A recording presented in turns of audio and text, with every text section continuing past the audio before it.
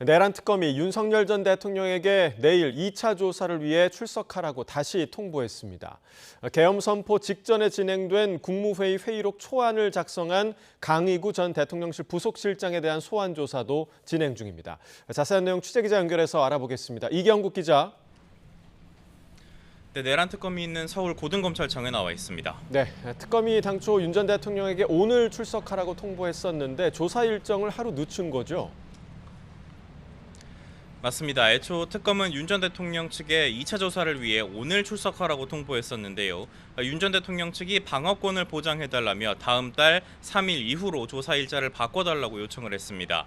이에 특검은 주장을 일부 받아들여 내일 오전 9시에 출석하라고 윤 전 대통령 측에 재통보한 상황입니다. 특검 측은 내일 윤 전 대통령이 납득할 수 없는 이유로 소환에 불응한다면 형사소송법 절차를 따를 수밖에 없다고 밝혔는데요. 체포영장 청구 등 강제 수사 가능성을 열어둔 것으로 해석이 됩니다. 앞서 1차 조사에서는 비상계엄 당시 국무회의 의결 그리고 외환죄 등과 관련한 조사가 이루어졌는데요. 내일 2차 조사가 이루어진다면 체포영장 집행 방해 그리고 비화폰 정보 삭제 혐의 등에 대한 조사가 집중적으로 이루어질 것으로 보입니다. 네, 그렇다면 윤 전 대통령은 내일 출석한다는 입장입니까? 일단 내부 논의를 이어가고 있고요. 오늘 오후쯤에는 결론을 내겠다는 입장입니다. 윤 전 대통령 측은 일단 특검 측이 아무런 협의 없이 조사 일정을 일방적으로 통보하고 있다면서 강하게 반발하고 있습니다. 또 수시로 불러 조사하겠다는 특검의 방침은 수사가 필요한 최소한도에 그쳐야 한다는 형사소송법의 기본 원칙에도 어긋난다는 입장입니다. 특검이 별건 수사를 통해 윤 전 대통령 신병 확보에 골몰하는 것은 실적에 대한 초조함의 발로로 보인다고 비난하기도 했습니다. 윤 전 대통령 측은 1차 조사에 투입됐던 내란 특검 박창원 총경이 지난 1월 체포영장 집행에 참여했던 당사자라며 회피해야 한다고 주장하기도 했는데요.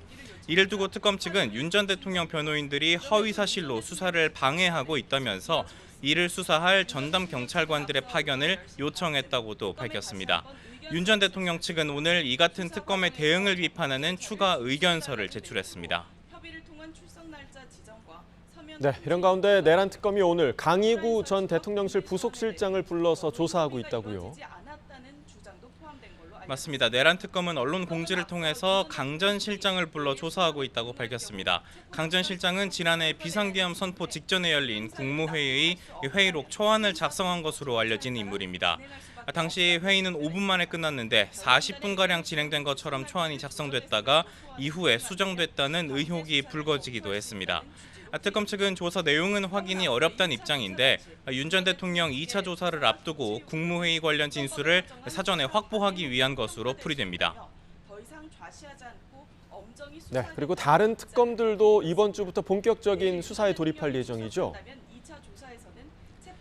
맞습니다. 김건희 특검과 최상병 특검 모레인 다음 달 2일 현판식을 열고 본격적인 수사에 나섭니다. 먼저 광화문에 둥지를 튼 김건희 특검, 도이치모터스 주가 조작 사건과 건진법사, 명태균 의혹 등 김 여사 사건 자료를 모두 넘겨받으며 이첩을 마무리한 상태입니다. 특검 측은 사건들을 꼼꼼히 살피고 있다고 밝혔는데 다만 김 여사 측과 소환 관련 협의를 진행하진 않고 있다면서 소환 시기는 적절한 시점에 결정하겠다고 밝혔습니다. 최상병 특검은 수사팀 구성 대부분 마무리했고요. 수사 인력들도 오늘부터 본격 출근해서 업무를 시작했습니다. 그리고 최상병 특검 임성근 전 사단장에게 수사 개시 당일인 다음 달 2일 오후 2시까지 특검에 출석하라고 통보했습니다. 임 전 사단장은 최상병 소속 부대 지휘관으로서 당시 수중수색을 지시했던 인물이고요. 김건희 여사가 관련됐을 가능성이 있는 구명로비 의혹의 당사자이기도 해서 핵심 수사 대상으로 꼽히는 인물입니다. 지금까지 서울 고검에서 전해드렸습니다.